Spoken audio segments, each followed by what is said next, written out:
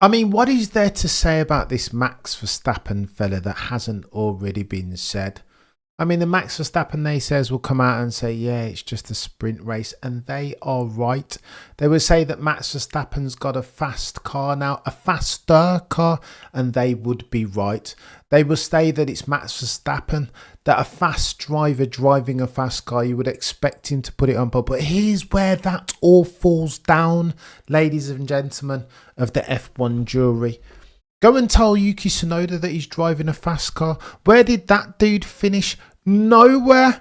And if you're going to establish how quick a car is, you don't do it by looking at what number one is doing in it. You look at it, you judge it, assess it by what the number two is doing in it. And Tsunoda-san is nowhere. Yeah, the car's gotten quicker since Hungary. I've just seen the stat, and the Max Verstappen naysayers are like, oh, how about when you have a look at this? This means, of course, that anybody could jump in that Red Bull RB21 and get themselves. Behave yourself. It's nonsense. How much do you need this dude to do? Let me say again for the avoidance of doubt, because context is key in this. It isn't just that Max Verstappen is blitzkrieg levels of quick. It's that when it gets to SQ3, when he needs to extract the best out of himself, he does it in a way that's almost metronomic.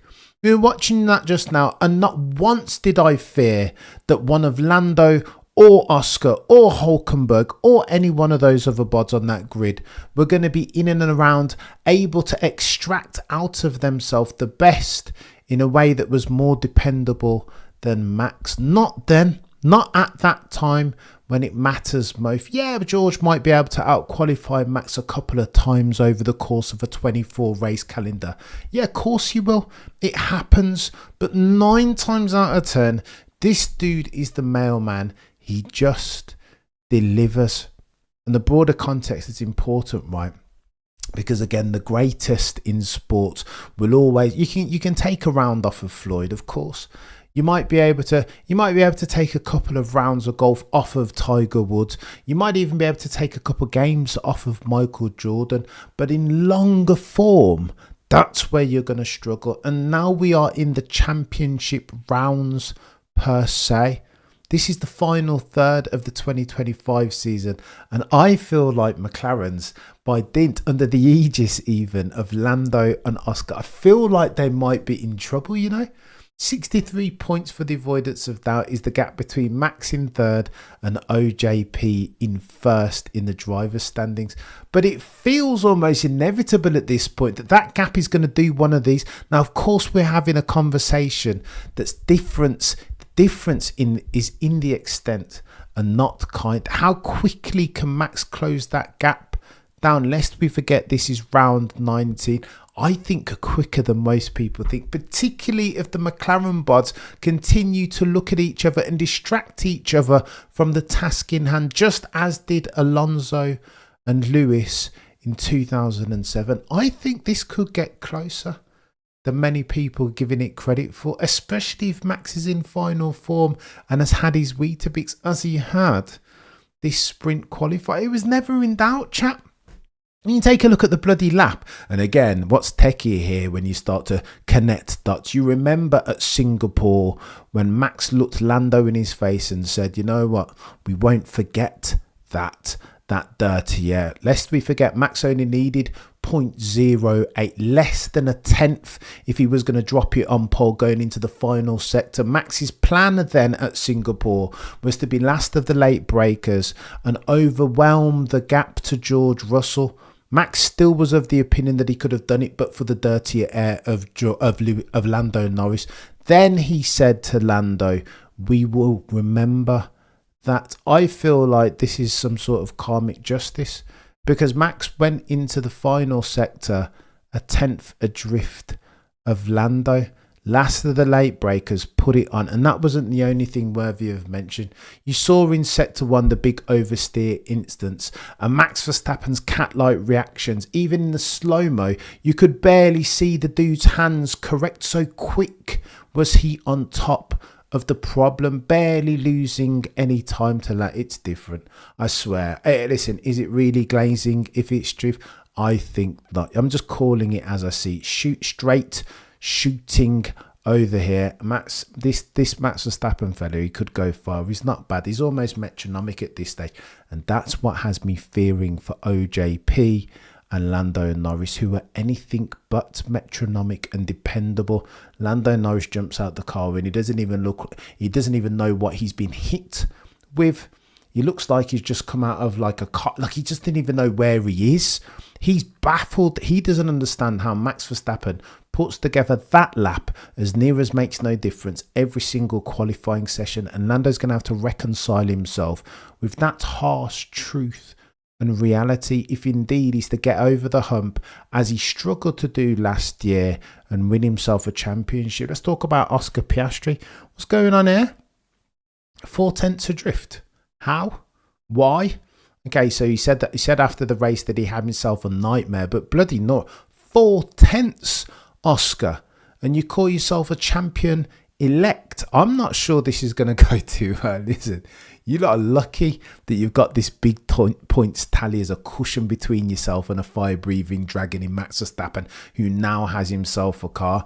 You McLaren bods are lucky that there's not another driver in the other car that couldn't take points off of you. You're lucky that George Russell in that Mercedes has fallen from the wayside, because this could get techier than techie things going into the final third of the Drivers' Championship in 2025. If I were a betting man, it would be remiss of me, foolhardy, to place my money anywhere other than the square that said MV33 on it. Of course it has to be Max, even if as implausible as 63 points, as record-breaking settings as overcoming a 63 points, which was once more than 100, is.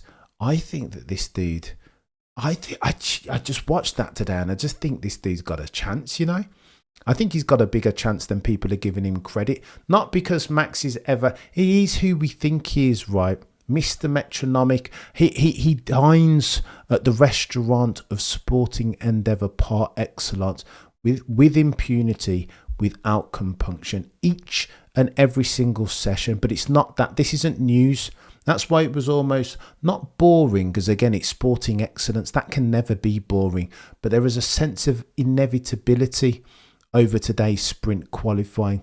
The point that I'm trying to allude to is that if Max is going to get it done, 63 points being the delta between him and the Drivers' Championship lead, he will need favours, fortuitous circumstances. He will need for the racing gods to smile down upon him under the aegis of problems over at McLaren.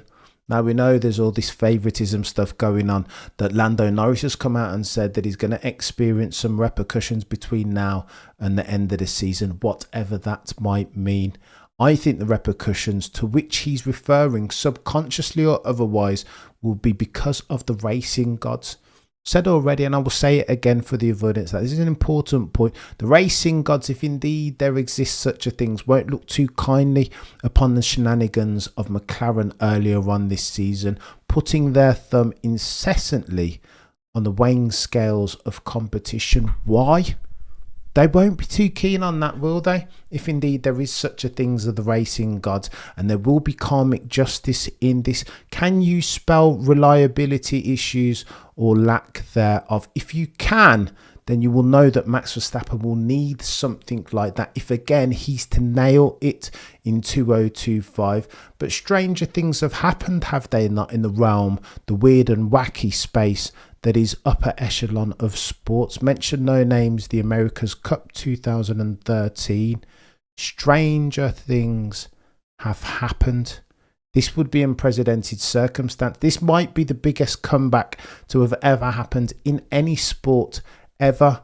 Improbable? No. Impossible? Some might say. But if anybody can do this now, Maximilian Verstappen can. Case in point of that is the ease with which, the inevitability with which he drops it on pole for the sprint race tomorrow. I think, as implausible as the circumstances requisite for Max Verstappen to get it done, I feel like somehow they are aligning. Max Verstappen in fine form, Weetabix every single morning. So too, you need yourself an RB21 car that's now market leading. He has that tick tick, one that works around the low minimum speed turns to tick. It's right there. He couldn't be quickest around here if it did not. Have you seen Sector 3 and the 90-degree hairpin-esque turns? Tick tick. But the third tick, the most important one, of course, is that McLaren start to drop the ball, and it's already happening, chat. Can see it before your eyes. It's favouritism, it's the British Grand Prix, it's Singapore, the cheeky love tap, it's rancor, it's fissure, it's circumstances, it's Lando and Oscar falling out, and it's reliability issues. It's McLaren coming apart at the seams, and I feel like it's not even controversial at this point for me to say that I can see this happening in real time.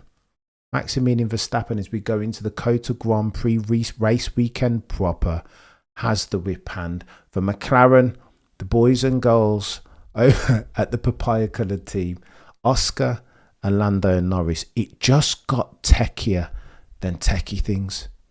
Oh, the humanity.